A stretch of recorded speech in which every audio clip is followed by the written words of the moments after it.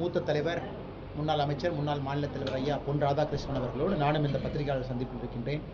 எங்களுடைய பொதுச் செயலாளர்கள், மாவட்ட தலைவர்கள் கருப்பு முருகானந்தம் மன்னவர்கள், ஒண்டிமுத்தன் எல்லாருமே இருக்கிறாங்க.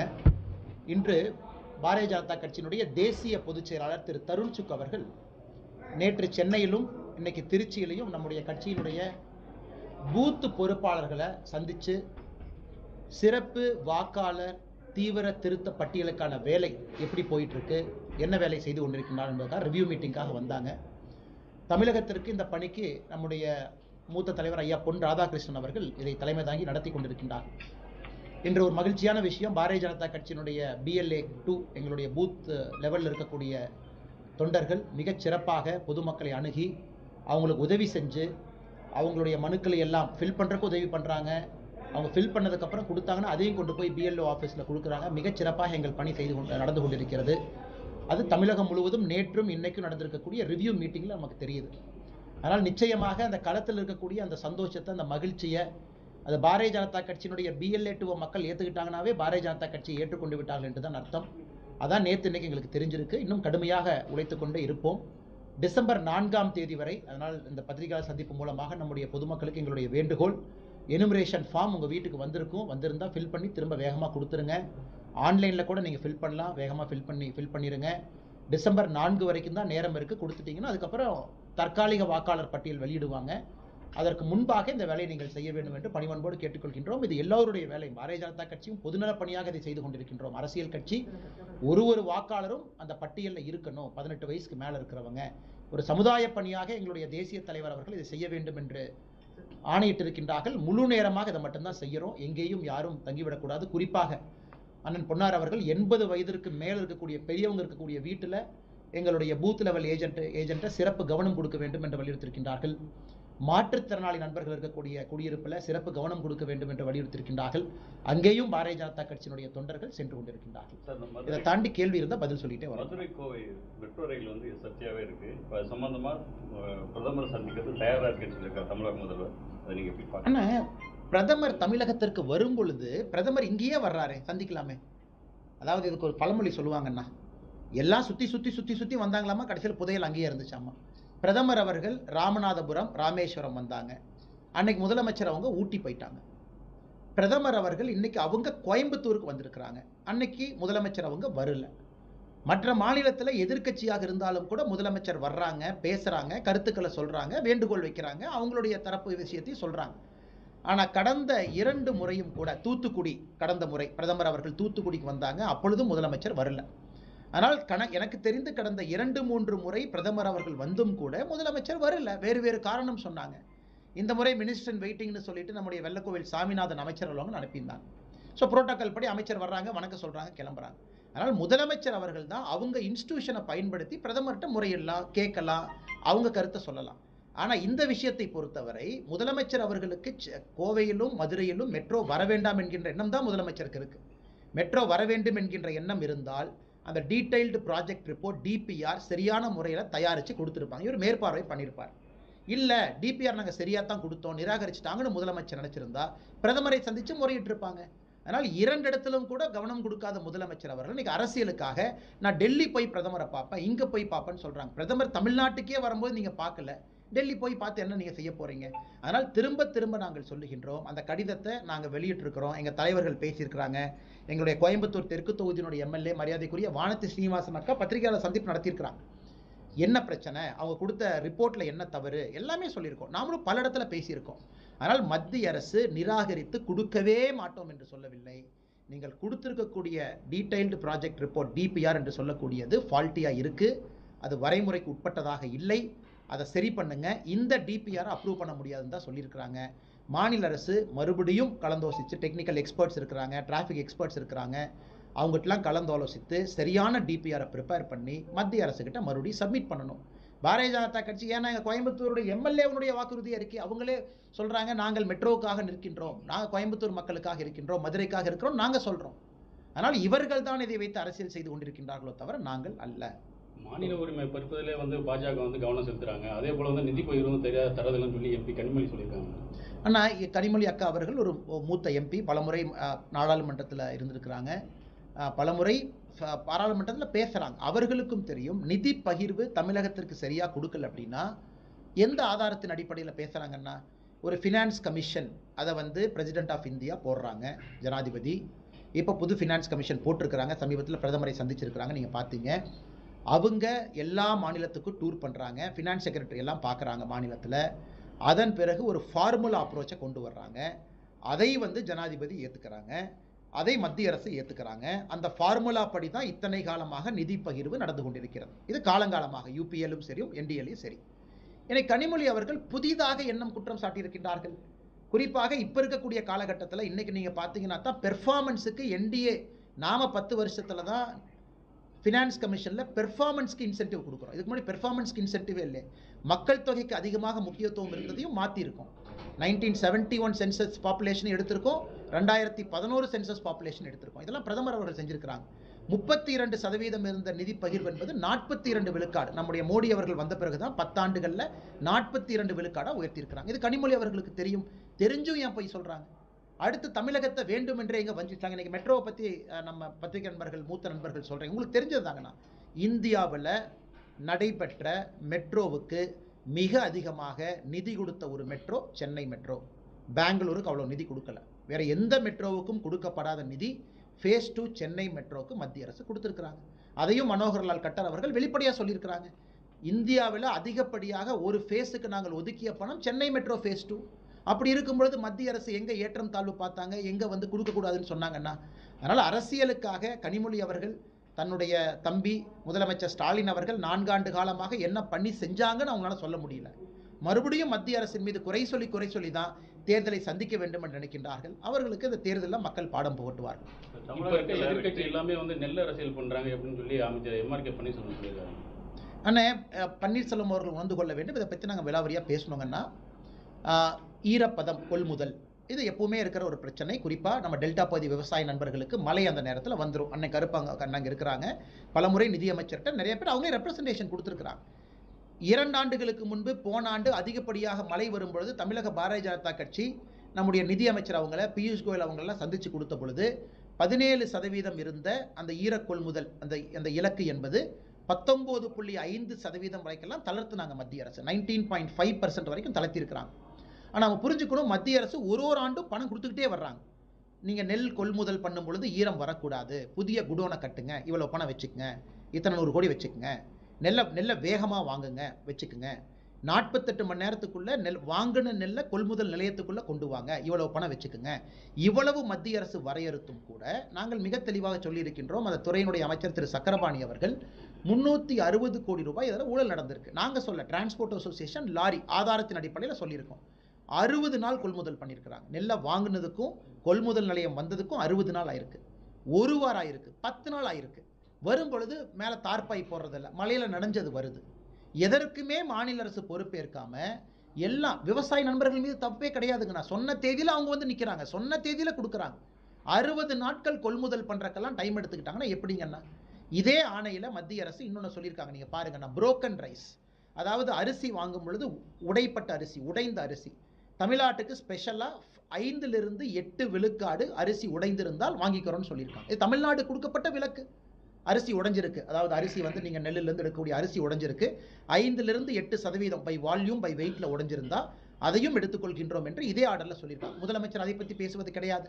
இத்தனை ஆண்டு காலமாக தமிழகத்திற்கு நெல் வந்து ஈரப்பதம் இல்லாமல் கொண்டு வருவதற்காக கொடுக்கப்பட்ட பணத்தை சரியான முறையில் அவங்க செலவு செய்யலை, அதை பற்றி பேசுறதில்லை.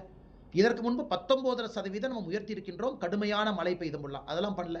இன்னைக்கு மாநில அரசு தான் செய்த தவறு, அவங்க பொறுப்பேற்றுக்கணும். விவசாய நண்பர்கள் தான்னு சரியாக கொடுத்த நெல்லை இவங்க நனைய வச்சு, தார்ப்பா இல்லாமல் குடோன் இல்லாமல் வெளியே போட்டு வச்சு நெல்லெல்லாம் முளைச்சு இவ்வளவு ட்ராமா பண்ணதுக்கப்புறம் கூச்சமே இல்லாமல் முதலமைச்சர் அவர்கள் பிரதமர் மீது அபாண்ட பழி போட நினைக்கின்றார்கள். இது டெல்டா பகுதியில் இருக்கக்கூடிய ஒரு விவசாய பெருமக்களுக்கும் தெரியும். இதில் குற்றவாளி யார் என்றால் தமிழகத்தினுடைய முதலமைச்சர் ஐயா ஸ்டாலின் அவர். கடலூர்ல 38 கிராமங்கள் வந்து டெல்டா பகுதியை அறிவிச்சிருக்காங்க. அவங்களுக்கு நிறைய விவசாயம் பண்ணுறதுக்கான வாய்ப்புகள் நிறைய வரும். ரொம்ப நாள் கோரிக்கை அவங்களுக்கு, அதை நீங்கள் எப்படி பார்க்குறீங்க? அண்ணா தெரியலைங்கண்ணா, நாங்கள்லாம் இங்கே இருந்தோம். அதை மாதிரி அறிவித்திருந்தால் அது ரொம்ப சந்தோஷம் தாங்கண்ணா. தமிழகத்தை பொறுத்தவரை விவசாயத்தை வளப்படுத்துவதற்காக, விவசாயத்தை விஸ்தீரப்படுத்துவதற்காக தமிழக அரசு எந்த முயற்சி எடுத்தாலும் அது நல்லது தானே. ஆனால் முயற்சி எடுக்காமல் இருக்கிறாங்க. அதனால் நிச்சயமாக முயற்சி எடுக்கணும். கால்வாய் சுத்தம் பண்ணுறதுலேருந்து, நீர்ப்பாசனத்தை கொண்டு போகிறதுலேருந்து, விவசாய விளைநிலங்களை வந்து விளைநிலங்களாக வச்சிருக்கிறதுலேருந்து. இன்னைக்கு தமிழ்நாட்டில் பார்த்தீங்கன்னா கார்பன் கண்டென்ட் விவசாய பூமியில் 0.5% கீழே வர ஆரம்பிச்சிருச்சு. 4% கீழே போனால் எதுவுமே முளைக்காதுங்கண்ணா.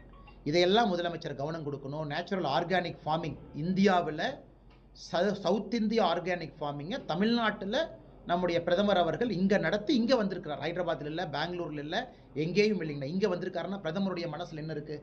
தமிழகம் ஒரு இயற்கை வேளாண்மை, இயற்கை விவசாயத்தில் முன்னோடி மாநிலமாக வர முடியும் என்று பிரதமர் கவனம் கொடுக்கிறார். அந்த மேடைக்கும் முதலமைச்சர் போகலை, பிரதமர் வரும்போதும் வரவேற்கும் போகலை. நல்லா புரிஞ்சுக்கணுங்கன்னா, இந்த ஒரு நிகழ்ச்சிக்காக பிரதமர் வர்றாங்க. அடுத்து நான் சவுத் ஆப்பிரிக்கா போகணும். இந்த ஒரு நிகழ்ச்சிக்காக மட்டும் 2 மணி நேரம் விவசாய நண்பர்களுக்கு முக்கியத்துவம் கொடுத்து ஒரே நிகழ்வுக்காக இயற்கை விவசாயத்துக்கு தமிழ்நாட்டுக்கு வந்துட்டு போகிறாங்கன்னா பிரதமர் அவர்கள் விவசாயத்துக்கு எவ்வளோ முன்னுரிமை கொடுக்குறாங்க நீங்களே யோசிச்சு பாருங்க. சார், எங்கள் பொறுப்பு டிஜிபி விவகாரத்தில் வந்து மத்திய அரசு வந்து அவங்க வேண்டப்பட்டவங்களை நியமிக்கணுன்றது அண்ணா முதலமைச்சர் பொய் சொல்கிறாங்க, தமிழ்நாடு அரசு பொய் சொல்கிறாங்க. அண்ணன் ரகுபதி அவர்களுக்கு இந்த ப்ராசஸே தெரியலிங்கண்ணா. ரகுபதி அவர்கள் ஒரு விஷயத்தை உணர்ந்துக்கணும். சீனியாரிட்டி ஆர்டர் இப்போ தமிழ்நாட்டில் 86, 87, 88 எந்த பேட்சில் எனக்கு டிஜிபி அந்தஸ்து பெறாங்களோ சீனியாரிட்டி ஆர்டரில் 5 பேரை தமிழ்நாடு அரசு யூபிஎஸ்சிக்கு அனுப்பி வைக்கணும். 5 பேருங்கண்ணா. யூபிஎஸ்சி அந்த 5 பேரை அவங்க பார்த்துட்டு அதில் 3 பேர் சீனியாரிட்டி ஆர்டரில் தமிழக அரசு கொடுப்பாங்க. இவர்கள் அனுப்பக்கூடிய 5 பேரில் யூபிஎஸ்சி 3 பேர் கொடுப்பாங்க. சீனியாரிட்டி ஆர்டர் அவங்க டேட் ஆஃப் பர்த் பொறுத்து, சிவில் சர்வீஸை பொறுத்த வரைக்கும் சீனியாரிட்டி ஆர்டருங்கிறது டேட் ஆஃப் பர்த்தை பொறுத்து. அந்த பேட்ச் ஒரே பேட்ச், டேட் ஆஃப் பர்த் முன்னாடி இருந்தால் முன்னாடி, டேட் ஆஃப் பர்த் பின்னாடி இருந்தால் அந்த 3ஐயும் முதலமைச்சர் கொடுத்த பிறகு அந்த 3ல் யாரை வேண்டுமானாலும் முதலமைச்சர் தேர்வு செய்யலாம். ஸோ யூபிஎஸ்சி இவங்க தான் டிஜிபின்னு சொல்ல மாட்டாங்க. எனக்கு 5 பேர் கொடுங்க, 5ல் 3 பேர் நான் திருப்பி உங்களுக்கு அனுப்புகிறேன். அந்த 5 பேர்த்த நாங்கள் செக் பண்ணணும். விஜிலன்ஸ் செக் பண்ணணும், பேக்ரவுண்ட் செக் பண்ணணும், அவங்க அந்த க்ரைட்டீரியா ஃபுல்ஃபில் ஆயிருக்காங்களான்னு செக் பண்ணணும். அந்த 3ல் நீங்கள் ஒன்று செலக்ட் பண்ணுங்க. இதான் இந்தியா முழுசும் நடக்கிறது. இந்தியா முழுசும் யூபிஎஸ்சி ஃபாலோ பண்ணுறாங்க. யூபிஎஸ்சி 7வது ஆளை கொண்டு வந்து பண்ண முடியாது. யூபிஎஸ்சி 8வது ஆளை கொண்டு வந்து டிஜிபியாக போட முடியாது. இதில் என்னன்னா முதலமைச்சரை பொறுத்தவரை அதில் முதல் 3 பேரும் நேர்மையான, நிர்வாக திறமை இருக்கக்கூடிய, நடுநிலைமையான, சென்ட்ரல் டெபுடேஷன் போயிருக்கக்கூடிய, ஆளுமை மிகுந்த, தைரியமான தலைவர்கள். இதான் அதில் வெளிப்படையான உண்மைங்கண்ணா. அந்த முதல் 3 பேர் நான் பேரை சொல்ல விரும்பல, சொன்னால் அரசியலாயிரும். நீங்களே கூகுள் பண்ணால் தெரியும். சீனியாரிட்டியில் 1, 2, 3 யாரு. ஒரு லேடி ஒருத்தவங்க இருக்காங்க, 2 ஜென்ஸ் இருக்காங்க. இவங்களுக்கு சர்வீஸ் ட்ராக் ரெக்கார்டு கிளீனாக வச்சிருக்கிறாங்க. ஆனால் கரெக்டுங்கண்ணா. இவங்களுக்கு என்னன்னா இன்னைக்கு டிஜிபியாக ஒருத்தரை போட்டுட்டீங்கன்னா சுப்ரீம் கோர்ட் என்ன சொல்லுது? ரிட்டையர்மெண்ட் கணக்கில் 2 வருஷம் டிஜிபி இருக்கணும்னு சுப்ரீம் கோர்ட் சொல்லுது. 59 வயசு 8 மாசத்துல நீங்கள் டிஜிபியாக போட்டுட்டீங்கன்னா அவங்க 4 மாதம் ரிட்டையர் ஆக மாட்டாங்க, 2 வருஷம் பணி புரிவாங்க. Supreme கோர்ட்டுடைய judgement. முதலமைச்சர் அப்படியே சொல்லி சொல்லி சொல்லி சொல்லி அந்த சீனியாரிட்டி ஃபர்ஸ்ட் இருக்கிறவர் அதுக்குள்ள ரிட்டையர் ஆயிடுவார். இப்படியே வெத்தலைப்பாக்கு சாப்பிட்டு செகண்ட் இருக்கும் ரிட்டையர் ஆயிடுவார். அவருக்கு பிடிச்ச அதிகாரி 6வது, 5வது, 7வது இருக்கிறவங்க 5வது வர்ற வரைக்கும் வெத்தலைப்பாக்கு சாப்பிட்டுக்கிட்டே இருப்பார். அவங்க 5வது வந்ததுக்கப்புறம் தாத்தா காலத்து டெக்னிக் என்ன, அதை யூபிஎஸ்சிக்கு அனுப்புவாங்க. அதனால் முதலமைச்சர் அவருக்கு விருப்பமான யாரோ ஒருவரை, நான் பேர் சொல்ல விரும்பலைங்கன்னா அவருக்கு விருப்பமான யாரோ ஒருவரை கொண்டு வருவதற்காக இந்த சீனியாரிட்டி முதலில் இருக்கக்கூடிய ஒரு ஐபிஎஸ் அதிகாரி, நான் பேர் சொன்னால் அரசியலாகி போயிடும், அவங்க ரிட்டையர்மெண்ட் இப்போ கொஞ்ச நாள் ஆக போகிறாங்க. அது வரைக்கும் காலம் தாழ்த்தி கொண்டே இருக்கிறாங்க. இது தமிழ்நாட்டு மக்களுக்கு தெரியும். பொறுப்பு டிஜிபி இல்லாதனால பாதிப்பு யாருக்கு? ஒரு முன்னாள் அமைச்சர் இங்கே இருக்கிறாங்க, முன்னாள் அமைச்சர் இங்கே உட்காந்துருக்கிறாங்க. கேபினெட்டில் மோடி ஐயாவோடு பணிபுரிந்து 5 ஆண்டு காலம் தமிழ்நாட்டை ரெப்ரசென்ட் பண்ணோம். எல்லாமே சிஸ்டம் படி தானே வேலை செய்ய முடியும். டிஜிபி இருந்தால் தானே சிஸ்டம் வேலை செய்யும். டிஜிபியே இல்லாமல் பொறுப்பு டிஜிபி போட்டால் ராமநாதபுரத்தில் பார்த்தோம் கத்தி எடுத்து குத்தத்தான் செய்வான், கோயம்புத்தூரில் பார்த்தோம் ரேப்பு நடக்கத்தான் செய்யும். காவல்துறைக்கு கம்பீரம் எங்கன்னா போச்சு? டிஜிபி இருந்தால் தான் ரிவ்யூ மீட்டிங் கூப்பிடுவார். டிஜிபி மேலே பயம் இருக்கும். ஐயோ 2 வருஷம் பதவியில் இருப்பார்ப்பா, நம்ம பல்ல பிடுங்கிடுவார், வேறு இடத்துக்கு ட்ரான்ஸ்ஃபர் பண்ணுவார். பொறுப்பு டிஜிபியே எத்தனை நாள் இருப்பாருன்னு கான்ஸ்டபிளுக்கு தெரியாது. இந்த பொறுப்பு டிஜிபி இன்றைக்கோ நாளைக்கோ அடுத்து வரமோ அவர் எங்கே நமக்கு ரிவ்யூ மீட்டிங் நடத்துறது? அதனால தான் தமிழகத்தில் சட்டம் ஒழுங்கு சந்தி சிரித்து கொண்டிருக்கிறது. அதனால் முதலமைச்சர் அவர்கள் உடனடியாக சீனியாரிட்டி ஆர்டரில் தான் போடுறாங்கன்னா இதில் யாரும் குழப்பம் கிடையாது. Number 1, 2, 3 as per seniority. எங்கள் கூட்டணியில் விரிசல் விழுவும் எதிர்பார்த்து தங்கிகள் காத்திருக்கிறாங்கன்னு சொல்லி உதயநிதி ஸ்டாலின். ஆனால் உதயநிதி ஸ்டாலினுக்கு அவர் எப்படின்னாங்கன்னா அவருக்கு ஒரே டைலாக் தானே. அவர் விளையாட்டுத்துறை அமைச்சராக இருக்கிறாரு, என்ன சாதனை செஞ்சார்? பெப்பரப்பே அந்த வடிவேலு பேண்ட்டுக்குள்ளே பட்டாவட்டி டவுசருக்குள்ளே கையை விட்டு வெளிக்காட்டுவார், ஒன்றும் இல்லை அப்படிங்கிற மாதிரி. துணை முதலமைச்சராக இருக்கிறீங்க, முதலமைச்சர் எதிர்க்கட்சி தலைவராக இருக்கும் பொழுது வாங்கின ரிவ்யூ பெட்டிஷன்ஸ் அவ்வளோ வாங்கினீங்க. பெட்டிஷன் மக்கள்கிட்ட போய் குறை தீர்ப்பு முகாம் எத்தனை சால்வ் பண்ணீங்க? கிடையாது. எதுவுமே பேசாமல் சமஸ்கிருதம் செத்து போன மொழி, தமிழ் இப்படி, சமஸ்கிருதம் இப்படி, ஹிந்தி இப்படி, வடக்கு இப்படி, தெற்கு இப்படி, டெங்கு, மலேரியா, இது மட்டும்தான் பேசுகிறார். அவருக்கு உண்மையாலுமே சப்ஜெக்ட் நாலேஜ் இல்லை. நம்மளுடைய தூரதிர்ஷ்டம் தான். குடும்ப ஆட்சியில் ஒரு பொறுப்பில் கொண்டு வந்து உட்கார வச்சிருக்கிறோம். சப்ஜெக்ட் நாலேஜ் கொஞ்சமாச்சு இருந்தால் பரவாயில்ல. சப்ஜெக்ட் நாலேஜ் இல்லை. அவங்களுக்கு என்ன சப்ஜெக்ட் பேசுறதுன்னு தெரில. யாராச்சும் நீங்கள் மீடியாக்காரங்க போய் கேள்வி கேட்டால் அந்த காரில் கண்ணாடி ஏற்றிக்கிட்டு ஸ்டைலாக பார்க்குறது, என்னென்னு பார்க்குறது, இப்படி பார்க்க தான் பண்ணுறாங்க. சப்ஜெக்ட் நாலேஜ் இல்லை, அதனால் பேச தெரியல. ஏதாச்சும் ஒன்று பேசணும். திரும்ப திரும்ப குண்டு சட்டிக்குள்ள குதிரை என்பதை போல மாண்புமிகு துணை முதலமைச்சர் அவர்கள் இதையே பேசிகிட்டு இருக்கிறாங்க. இது நம்முடைய சாபக்கேடாகத்தான் நான் பார்க்குறேங்கன்னா, 2026 தமிழக மக்களுக்கு ஒரு வாய்ப்பு. ஆளுமை மிகுந்த தலைவர்களை கொண்டு வந்து உட்கார வைங்க. உங்களை பணி செய்ய சேவகனாக உங்களை மாற்றுங்க. உங்களுக்கு அவங்க பணி செய்யட்டும். நம்முடைய தரப்பில் மிக தெளிவாக என்டிஏ எங்களுடைய கூட்டணி கட்சியினுடைய வேட்பாளராக இதற்கு முன் முதலமைச்சராக இருந்த எடப்பாடி பழனிசாமி அண்ணன் இருக்கிறாங்க. முழு கட்சி நின்று கொண்டிருக்கின்றோம். பாரதிய ஜனதா கட்சி இத்தனை தலைவர்கள் இருக்கிறாங்க. நீங்கள் அவங்களெல்லாம் தேர்வு பண்ணுங்க, வாய்ப்பு கொடுங்க, கண்டிப்பாக உங்களுக்கு பணி செய்வாங்க. உதயநிதி அவர்கள் இதையே பேசிக்கிட்டு எந்த வேலையும் செய்ய மாட்டாங்க. ஒரு வீட்டில் 300 ஓட்டு இருந்தது எடப்பாடி இப்போ 60 தான் இருக்குது. போய் பார்க்குறப்ப திமுக காரங்க வீடியோ எடுக்க போறாங்க. ஆனால் இப்போ திமுக காரங்க பல இடத்துல நம்முடைய எல்லா தொகுதியிலும் இப்படி தான் இருக்குமா? இதை வந்து முறை அண்ணா தமிழகத்தை பொறுத்தவரை ஒரு விஷயத்தை புரிஞ்சுக்கணுங்கன்னா, பீகாரில் எஸ்ஐஆர் நடந்து முடிந்த பிறகு செப்டம்பர் 30, 2025 எஸ்ஐஆர் முடிஞ்சதுங்கண்ணா. September 30 last final list. நமக்கு பிப்ரவரி 7 அதை கொடுக்க போகிறாங்க. நம்ம ஃபைனல் லிஸ்ட் பிப்ரவரி 7 அன்னைக்கு 6.49% 6.49% வாக்காளர்கள் நீக்கிட்டாங்க. தப்பான வாக்காளர்கள், போலி வாக்காளர்கள். இப்போ பீகாரில் 6.5% வாக்காளர்கள் போலி வாக்காளர்கள். தமிழகத்தில் என்னை பொறுத்தவரை ஒரு பெரும் சதவீதம் போலி வாக்காளர்கள் இருக்கிறாங்க. டபுள் என்ட்ரி, ஒரே பேரில் 2 பேர், அதையால் இந்த பூத்து, அப்பா பேர் அப்பா பையன், அடுத்த பூத்தில் பையன் அப்பா அதே பேரை மாற்றி, ஒரே வீட்டில் 300. அதனால் மிக முக்கியமான வேலை இங்கே எல்லோருக்குமே, தமிழக மக்களுக்கு வரைவு வாக்காளர் பட்டியல் வெளியிட்ட பிறகு தான் நம்ம வேலை இருக்குது. வரைவு வாக்காளர் பட்டியலை மீடியா நண்பர்கள் நீங்களும் பார்ப்பீங்க, நாங்களும் பார்ப்போம். 1 பேர், 2 பேர், 3 பேர் நிறைய இடத்துல நம்ம வெட்டி எறியணும். ஏன்னா அதெல்லாம் தப்பு. பொதுமக்கள் கேள்வி கேட்கணும். பொதுமக்களும் கேட்பதற்கு உரிமை இருக்குது. நீங்களும் போய் எலெக்ஷன் கமிஷன் ஆப்பில் சிட்டிசனாக நீங்களும் மார்க் பண்ணலாம். நம்ம எல்லோரும் சேர்ந்து இந்த பணியை செய்து வாக்காளர் பட்டியலை சுத்தகரம் பண்ணி சுத்தமாக அதை வைப்பாங்கன்னா, நேர்மையானவர்கள் நல்ல தலைவர்களை தேர்ந்தெடுப்பதற்கு வாக்காளர் பட்டியல் உதவி செய்யட்டும். அதே நேரத்தில் வருவாய்த்துறையினர் போராட்டத்தில் ஈடுபட்டாங்க. பணிச்சுமை அதிகமாக கேரளாவில், உதாரணத்திற்கு கேரளாவில் இதே ஸ்டைலுங்கன்னா, கம்யூனிஸ்ட் கண்ணூரில் வந்து ஒரு பிஎல்ஓ, அவர் அரசு அதிகாரி, assistant teacher, assistant head master கண்ணூரில் சூசைட் பண்ணிக்கிட்டார். உடனே கம்யூனிஸ்ட்காரங்க வீட்டுக்கு போகிறாங்க. இவர் பிஎல்ஓனால தான் சூசைட் பண்ணிக்கிட்டாரு, இவர் வந்து எலெக்ஷன்னால பணிச்சுமைக்கு சூசைட் பண்ணிட்டார்னு அவங்களே கிளப்பி கேரளாவில் இருக்கக்கூடிய ரெவென்யூ அசோசியேஷனை தூண்டி விட்டு அவங்கள ஸ்ட்ரைக் ஒரு நாள் பண்ண வச்சு ஒரு நாள் அவங்க வேலையை செய்யலை. இது கேரளாவில் போன வாரம் நடந்தது. இன்னைக்கு தமிழகத்தில் இங்கே இருக்கக்கூடிய தமிழக அரசு இன்னைக்கு ரெவென்யூ அதிகாரிகள் இவங்களே பின்னாடி தூண்டி விட்டா. ரெவென்யூ அதிகாரிகள் தெளிவாக இருக்கிறாங்க. பல இடத்துல அவங்க பண்ணலீங்கன்னா, யாரோ 1%, 2% டிஎம்கேக்கு ஆதரவாக ஒரு அசோசியேஷனுக்குன்னு அவங்க பண்ணுறாங்க. நிறைய ரெவென்யூ அதிகாரி களத்தில் வேலை செய்கிறாங்க. தமிழ்நாட்டில் பார்த்தீங்கன்னா 95% ஃபார்ம் கொடுத்துட்டாங்கன்னா, 95% எனுமரேஷன் ஃபார்ம் கொடுத்துட்டாங்க. இன்னும் 5% தான் கொடுக்கப்பட இருக்கிறது. அதனால் இது சும்மா அரசியலுக்காக திராவிட முன்னேற்ற கழகம் இந்த ட்ராமாவை பண்ணுறாங்க. அதனால் எல்லா அதிகாரிகளும் தன்னுடைய கடமையாக தான் அதை செய்கிறாங்க. இன்றைக்கு காலையில் ஒரு வீட்டுக்கு போயிருந்தோம். அசிஸ்டன்ட் பிரின்சிபல் மேடம் அவங்க இன்றைக்கி சனிக்கிழமை அவங்களுடைய ஸ்கூலில் ஓட்டர் ரெஜிஸ்ட்ரேஷன் நடந்துக்கிட்டு இருக்கு. அவங்க ஸ்கூலுக்கு போகிறாங்க சனிக்கிழமை. எத்தனையோ அதிகாரி லீவில் போகிறாங்கன்னு அவங்களையும் நம்ம பாராட்டணும். எத்தனையோ அதிகாரி இத்தனை பணிச்சுமையில் சனிக்கிழமை ஞாயிற்றுக்கிழமை நமக்காக வேலை பார்க்குறாங்க. 68,000 பேர் வேலை பார்க்குறாங்க. 68,000 பிஎல்ஓ வேலை பார்க்குறாங்கன்னா, கிட்டத்தட்ட 1000க்கும் மேற்பட்ட அதிகாரிகள் நேரடியாக வேலை பார்க்குறாங்க. சனிக்கிழமை வேலை பார்க்குறாங்க, ஞாயிற்றுக்கிழமை வேலை. அவங்களையும் நம்ம பாராட்டணும். அவங்களும் இவ்வளோ பணி செய்கிறாங்க. அவர்களுக்கும் நாங்கள் மனதார எங்களுடைய நன்றிகளை தெரிவித்துக் கொள்கின்றோம் ஜனநாயகத்துக்காக. அதனால் இது சும்மா இது வெட்டி வேலைனா திமுக பண்ணுறது, இது எல்லாம் யாரும் ஏற்றுக்கொள்ள மாட்டாங்க. சார், விஜய் மீண்டும் மக்கள் சந்திப்பு நடத்த போறாரு, இண்டோர் மீட்டிங் நடத்துறாரு. ஆனால் எல்லோரும் அவங்கவுங்க கட்சி வளர்ச்சிக்கு நடத்துகிறாங்க. 29ஆம் தேதி கும்பகோணத்தில் நாங்கள் ஒரு கூட்டம் நடத்துகிறோம். வரிசையாக மாநில தலைவர் அவர்கள் சுற்றுப்பயணத்தில் இருக்கிறாங்க. எல்லா இடத்துலையும் மக்களை சந்திக்கிறாங்க. அதனால் எல்லா அரசியல் கட்சிக்கும் செய்கிறது தாங்கன்னா அவரும் செய்யட்டும், தவறு எதுவும் கிடையாது.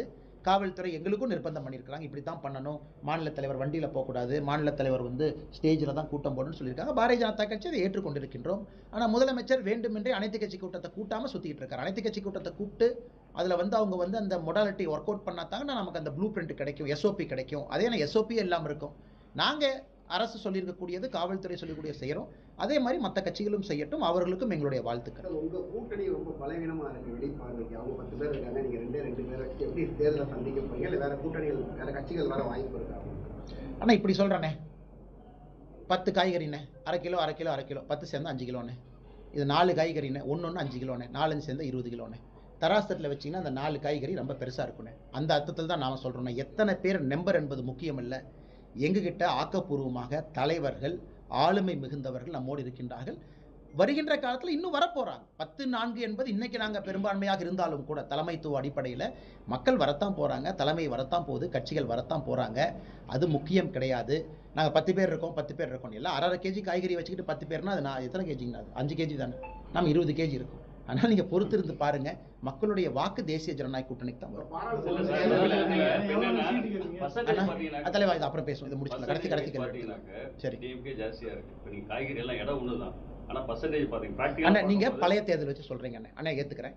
2019 டிஎம்கே கூட்டணி 53% வாங்கினாங்க. 2024 46% வாங்கினாங்க. கீழே வந்திருக்கிறாங்க.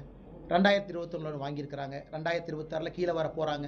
அதனால் எங்களை பொறுத்தவரை டிஎம்கேக்கு எதிரான அலை உருவான பிறகு மக்கள் அதெல்லாம் பார்க்க மாட்டாங்க.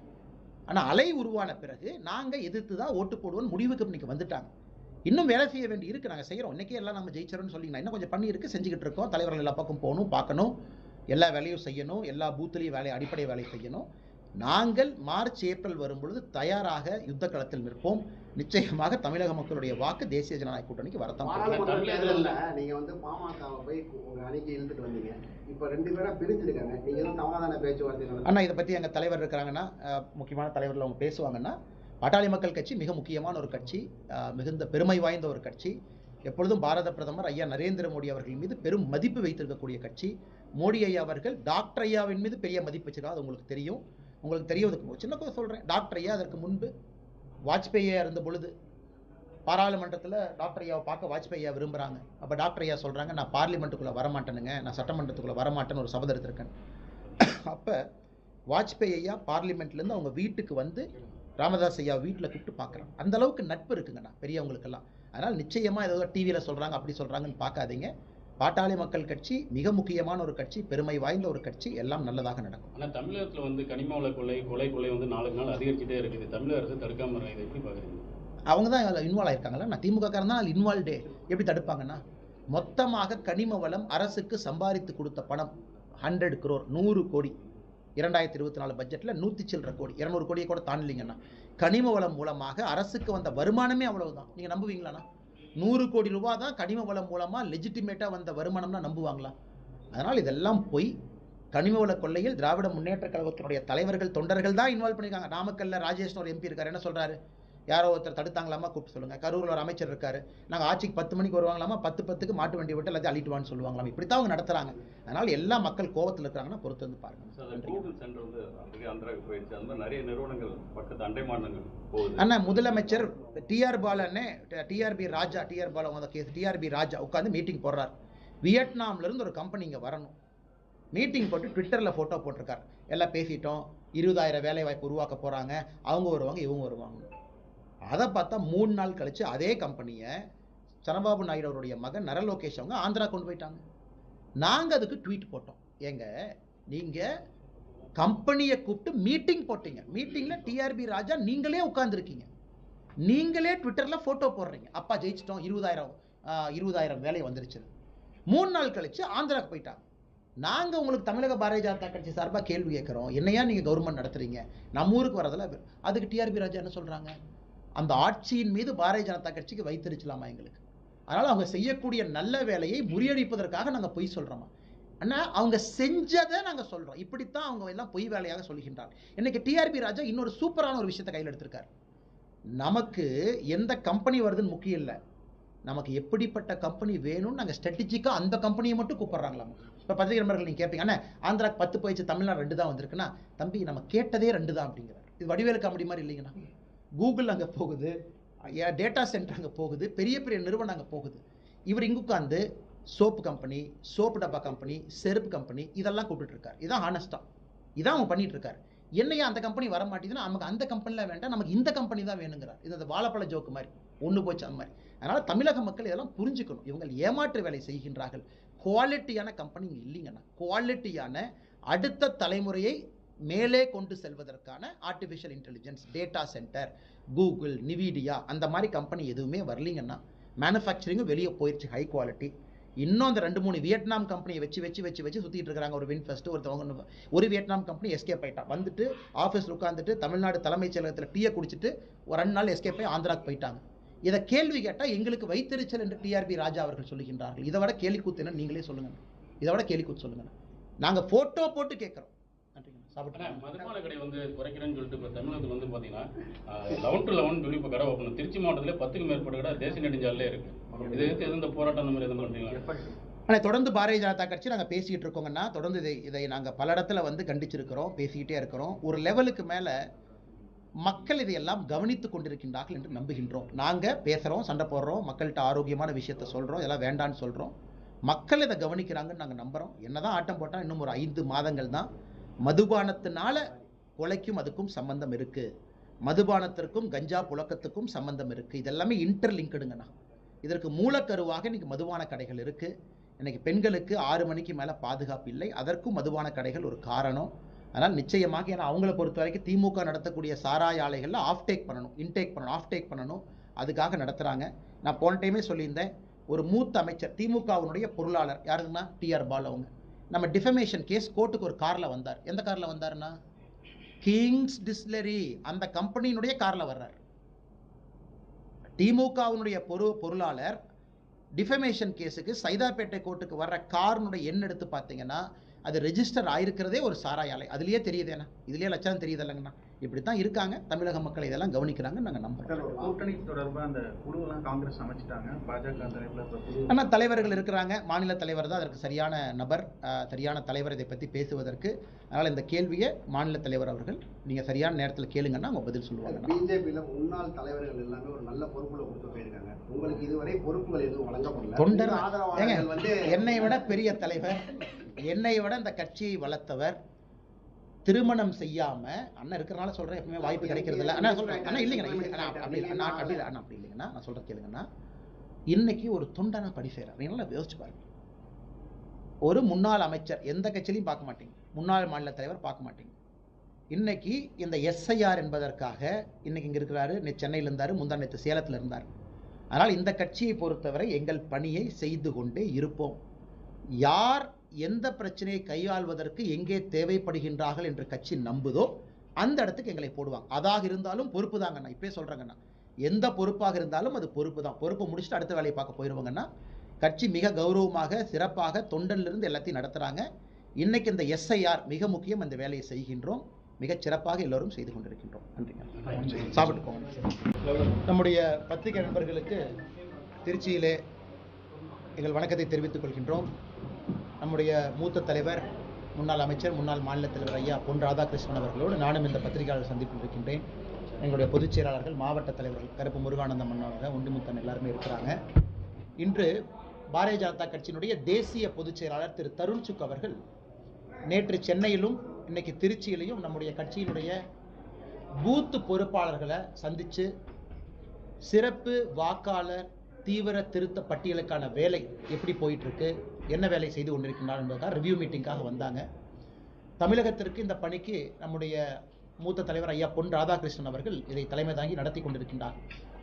இன்று ஒரு மகிழ்ச்சியான விஷயம், பாரதிய ஜனதா கட்சியினுடைய BLA 2 எங்களுடைய பூத் லெவலில் இருக்கக்கூடிய தொண்டர்கள் மிகச் சிறப்பாக பொதுமக்களை அணுகி அவங்களுக்கு உதவி செஞ்சு அவங்களுடைய மனுக்களை எல்லாம் ஃபில் பண்ணுறதுக்கு உதவி பண்ணுறாங்க. அவங்க ஃபில் பண்ணதுக்கப்புறம் கொடுத்தாங்கன்னா அதையும் கொண்டு போய் BLO ஆஃபீஸில் கொடுக்குறாங்க. மிகச்சிறப்பாக எங்கள் பணி நடந்து கொண்டிருக்கிறது. அது தமிழகம் முழுவதும் நேற்றும் இன்னைக்கும் நடந்திருக்கக்கூடிய ரிவ்யூ மீட்டிங்கில் நமக்கு தெரியுது. அதனால் நிச்சயமாக அந்த களத்தில் இருக்கக்கூடிய அந்த சந்தோஷத்தை, அந்த மகிழ்ச்சியை, அது பாரதிய ஜனதா கட்சியினுடைய BLA 2 மக்கள் ஏற்றுக்கிட்டாங்கன்னாவே பாரதிய ஜனதா கட்சியை ஏற்றுக்கொண்டு விட்டார்கள் என்று தான் அர்த்தம்.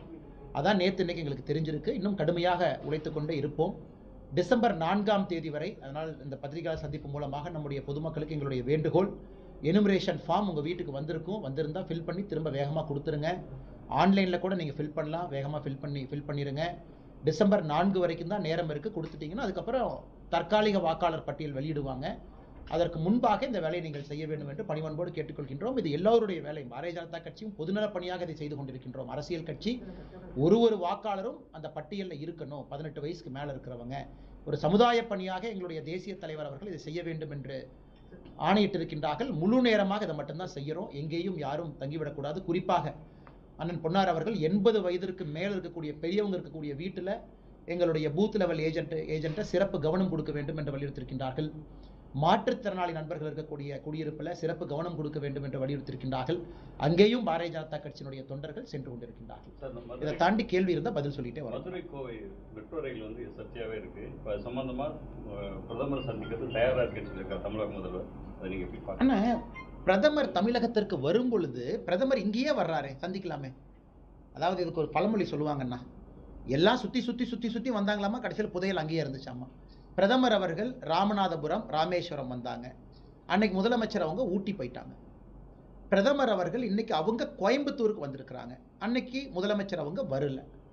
மற்ற மாநிலத்தில் எதிர்க்கட்சியாக இருந்தாலும் கூட முதலமைச்சர் வர்றாங்க, பேசுகிறாங்க, கருத்துக்களை சொல்கிறாங்க, வேண்டுகோள் வைக்கிறாங்க, அவங்களுடைய தரப்பு விஷயத்தையும் சொல்கிறாங்க.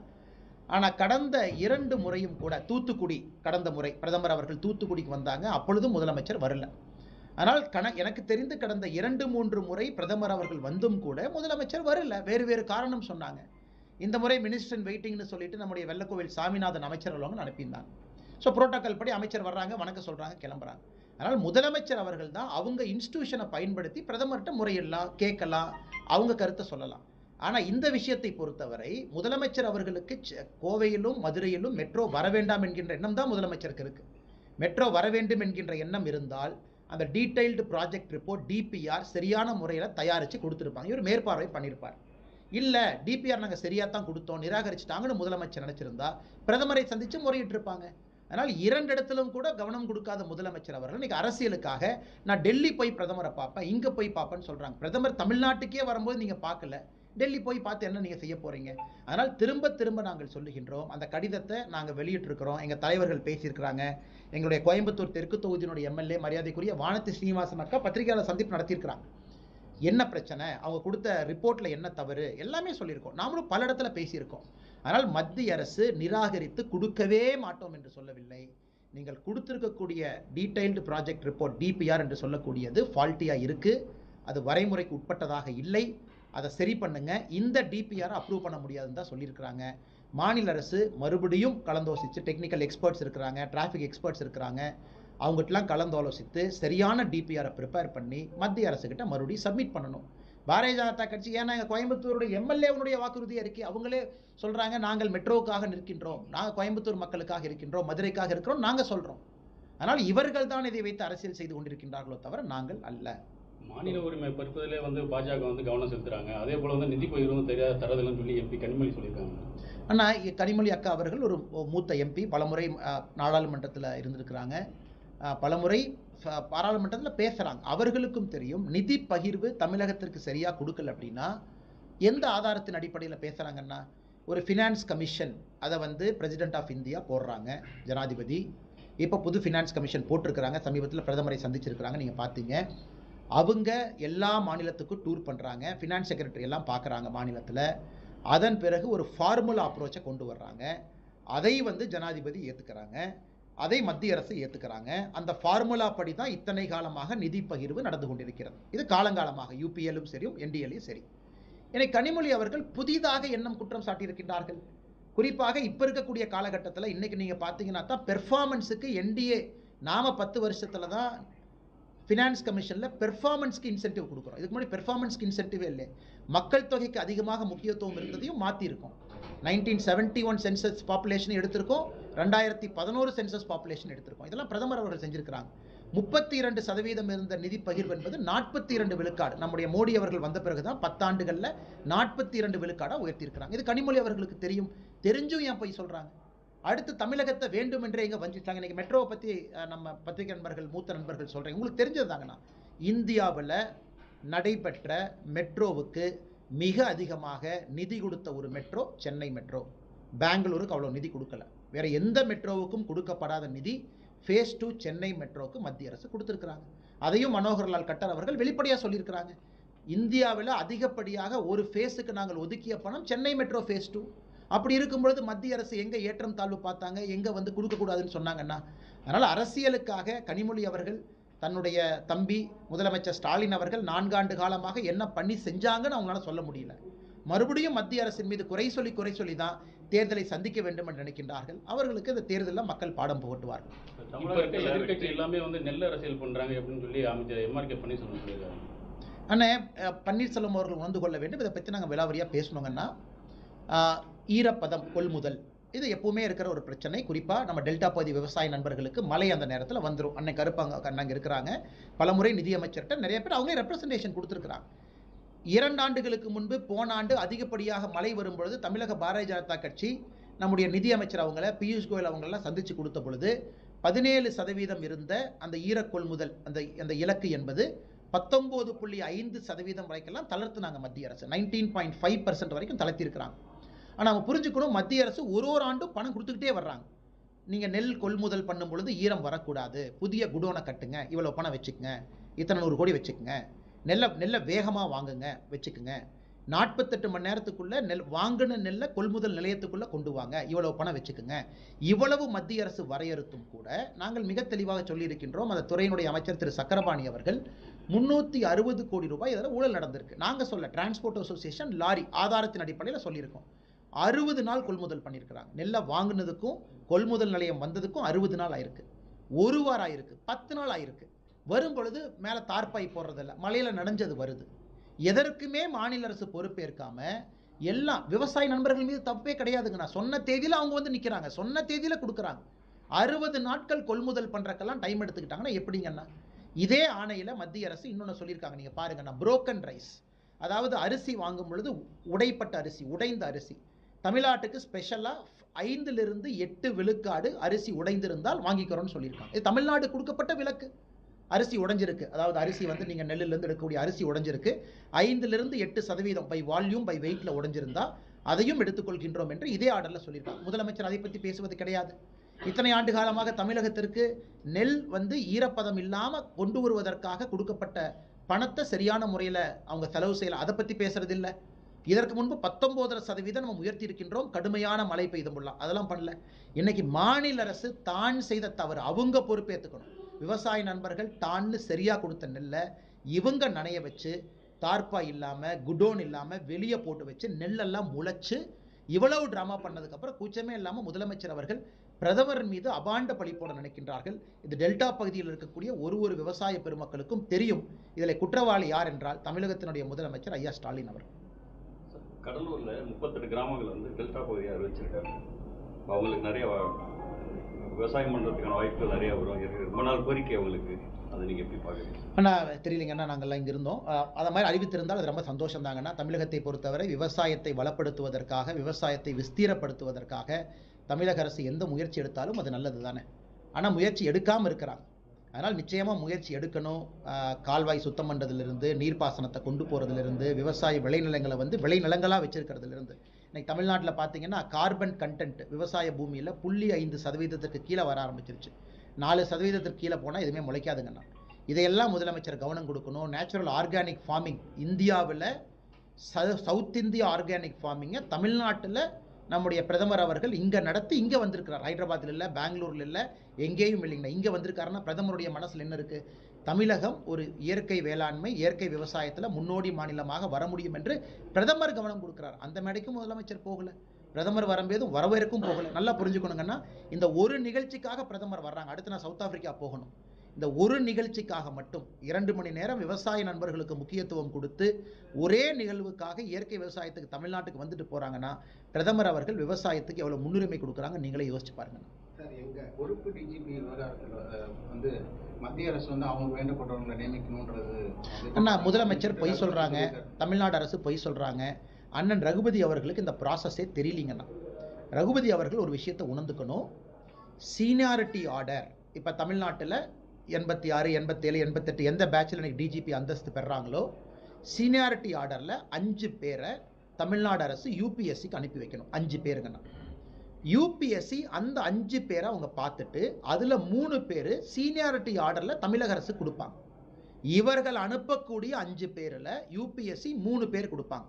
சீனியாரிட்டி ஆர்டர் அவங்க டேட் ஆஃப் பர்த்தை பொறுத்து, சிவில் சர்வீஸை பொறுத்த வரைக்கும் சீனியாரிட்டி ஆர்டருங்கிறது டேட் ஆஃப் பர்த்தை பொறுத்து. அந்த பேட்ச் ஒரே பேட்ச், டேட் ஆஃப் பர்த் முன்னாடி இருந்தால் முன்னாடி, டேட் ஆஃப் பர்த் பின்னாடி இருந்தால், அந்த 3ஐயும் முதலமைச்சர் கொடுத்த பிறகு அந்த 3ல் யாரை வேண்டுமானாலும் முதலமைச்சர் தேர்வு செய்யலாம்.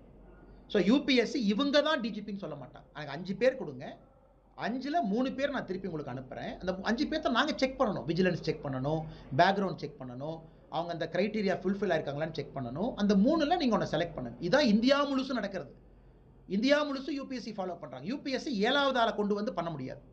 யூபிஎஸ்சி 8வது ஆளை கொண்டு வந்து டிஜிபியாக போட முடியாது. இதில் என்னன்னா, முதலமைச்சரை பொறுத்தவரை அதில் முதல் 3 பேரும் நேர்மையான, நிர்வாக திறமை இருக்கக்கூடிய, நடுநிலைமையான, சென்ட்ரல் டெபுடேஷன் போயிருக்கக்கூடிய, ஆளுமை மிகுந்த, தைரியமான தலைவர்கள். இதான் அதில் வெளிப்படையான உண்மைங்க. அந்த முதல் 3 பேர், நான் பேரை சொல்ல விரும்பல, சொன்ன அரசியலாயிரும். நீங்களே கூகுள் பண்ணால் தெரியும் சீனியாரிட்டியில் 1 2 3 யாருன்னு. ஒரு லேடி ஒருத்தவங்க இருக்காங்க, 2 ஜென்ஸ் இருக்காங்க. இவங்களுக்கு சர்வீஸ் ட்ராக் ரெக்கார்டு க்ளீனாக வச்சிருக்கிறாங்க. ஆனால் கரெக்டுங்கண்ணா, இவங்களுக்கு என்னன்னா, இன்னைக்கு டிஜிபியாக ஒருத்தரை போட்டுட்டீங்கன்னா சுப்ரீம் கோர்ட் என்ன சொல்லுது, ரிட்டையர்மெண்ட் கணக்கு இல்லை, 2 வருஷம் டிஜிபி இருக்கணும்னு சுப்ரீம் கோர்ட் சொல்லுது. 59 வயசு 8 மாசத்துல நீங்கள் டிஜிபியாக போட்டுட்டீங்கன்னா அவங்க 4 மாதம் ரிட்டையர் ஆக மாட்டாங்க, 2 வருஷம் பணி புரிவாங்க. Supreme கோர்ட்டுடைய judgement. முதலமைச்சர் அப்படியே சொல்லி சொல்லி சொல்லி சொல்லி அந்த சீனியாரிட்டி ஃபர்ஸ்ட் இருக்கிறவர் அதுக்குள்ள ரிட்டையர் ஆயிடுவார். இப்படியே வெத்தலைப்பாக்கு சாப்பிட்டு செகண்ட் இருக்கிற ரிட்டையர் ஆயிடுவார். அவருக்கு பிடிச்ச அதிகாரி 6வது 5வது 7வது இருக்கிறவங்க 5வது வர்ற வரைக்கும் வெத்தலைப்பாக்கு சாப்பிட்டுக்கிட்டே இருப்பார். அவங்க 5வது வந்ததுக்கப்புறம் தாத்தா காலத்து டெக்னிக் என்ன, அதை யூபிஎஸ்சிக்கு அனுப்புவாங்க. அதனால் முதலமைச்சர் அவருக்கு விருப்பமான யாரோ ஒருவரை, நான் பேர் சொல்ல விரும்பலைங்கன்னா, அவருக்கு விருப்பமான யாரோ ஒருவரை கொண்டு வருவதற்காக இந்த சீனியாரிட்டி முதலில் இருக்கக்கூடிய ஒரு ஐபிஎஸ் அதிகாரி, நான் பேர் சொன்ன அரசியலாகி போயிடும், அவங்க ரிட்டையர்மெண்ட் இப்போ கொஞ்ச நாள் ஆக போகிறாங்க. அது வரைக்கும் காலம் தாழ்த்தி கொண்டே இருக்கிறாங்க. இது தமிழ்நாட்டு மக்களுக்கு தெரியும். பொறுப்பு டிஜிபி இல்லாதனால பாதிப்பு யாருக்கு? ஒரு முன்னாள் அமைச்சர் இங்கே இருக்கிறாங்க, முன்னாள் அமைச்சர் இங்கே உட்காந்துருக்கிறாங்க. கேபினெட்டில் மோடி ஐயாவோடு பணிபுரிந்து 5 ஆண்டு காலம் தமிழ்நாட்டை ரெப்ரசென்ட் பண்ணோம். எல்லாமே சிஸ்டம் படி தாங்க வேலை செய்ய முடியும். டிஜிபி இருந்தால் தானே சிஸ்டம் வேலை செய்யும். டிஜிபியே இல்லாமல் பொறுப்பு டிஜிபி போட்டால், ராமநாதபுரத்தில் பார்த்தோம் கத்தி எடுத்து குத்தத்தான் செய்வான், கோயம்புத்தூரில் பார்த்தோம் ரேப்பு நடக்கத்தான் செய்யும். காவல்துறைக்கு கம்பீரம் எங்கன்னா போச்சு. டிஜிபி இருந்தால் தான் ரிவ்யூ மீட்டிங் கூப்பிடுவார். டிஜிபி மேலே பயம் இருக்கும், ஐயோ 2 வருஷம் பதவியில் இருப்பார்ப்பா, நம்ம பல்ல பிடுங்கிடுவார், வேறு இடத்துக்கு ட்ரான்ஸ்ஃபர் பண்ணுவார். பொறுப்பு டிஜிபியே எத்தனை நாள் இருப்பாருன்னு கான்ஸ்டபிளுக்கு தெரியாது. இந்த பொறுப்பு டிஜிபி இன்றைக்கோ நாளைக்கோ அடுத்து வரமோ, அவர் எங்கே நமக்கு ரிவ்யூ மீட்டிங் நடத்துறது? அதனால தான் தமிழகத்தில் சட்டம் ஒழுங்கு சந்தி சிரித்து கொண்டிருக்கிறது. அதனால் முதலமைச்சர் அவர்கள் உடனடியாக சீனியாரிட்டி ஆர்டரில் தான் போடுறாங்கன்னா, இதில் யாரும் குழப்பம் கிடையாது. Number 1 2 3 as per seniority. எங்கள் கூட்டணியில் விரிசல் விழுவும் எதிர்பார்த்து சங்கிகள் காத்திருக்கிறாங்கன்னு சொல்லி உதயநிதி ஸ்டாலின். ஆனால் உதயநிதி ஸ்டாலினுக்கு அவர் எப்படின்னாங்கன்னா, அவருக்கு ஒரே டைலாக் தானே. அவர் விளையாட்டுத்துறை அமைச்சராக இருக்கிறாரு, என்ன சாதனை செஞ்சார், பெப்பரப்பே அந்த வடிவேலு பேண்ட்டுக்குள்ளே பட்டாவட்டி டவுசருக்குள்ளே கையை விட்டு வெளியே காட்டுவார், ஒன்றும் இல்லை அப்படிங்கிற மாதிரி. துணை முதலமைச்சராக இருக்கிறீங்க, முதலமைச்சர் எதிர்க்கட்சி தலைவராக இருக்கும் பொழுது வாங்கின ரிவ்யூ பெட்டிஷன்ஸ் அவ்வளோ வாங்கினீங்க. பெட்டிஷன் மக்கள்கிட்ட போய் குறை தீர்ப்பு முகாம் எத்தனை சால்வ் பண்ணீங்க? கிடையாது. எதுவுமே பேசாமல் சமஸ்கிருதம் செத்து போன மொழி, தமிழ் இப்படி, சமஸ்கிருதம் இப்படி, ஹிந்தி இப்படி, வடக்கு இப்படி, தெற்கு இப்படி, டெங்கு மலேரியா, இது மட்டும்தான் பேசுகிறார். அவருக்கு உண்மையாலுமே சப்ஜெக்ட் நாலேஜ் இல்லை. நம்மளுடைய துரதிர்ஷ்டம் தான். குடும்ப ஆட்சியில் ஒரு பொறுப்பில் கொண்டு வந்து உட்கார வச்சிருக்கிறோம். சப்ஜெக்ட் நாலேஜ் கொஞ்சமாச்சு இருந்தால் பரவாயில்ல. சப்ஜெக்ட் நாலேஜ் இல்லை. அவங்களுக்கு என்ன சப்ஜெக்ட் பேசுறதுன்னு தெரில. யாராச்சும் நீங்கள் மீடியாக்காரங்க போய் கேள்வி கேட்டால் அந்த காரில் கண்ணாடி ஏற்றிக்கிட்டு ஸ்டைலாக பார்க்குறது, என்னென்னு பார்க்குறது, இப்படி பார்க்க தான் பண்ணுறாங்க.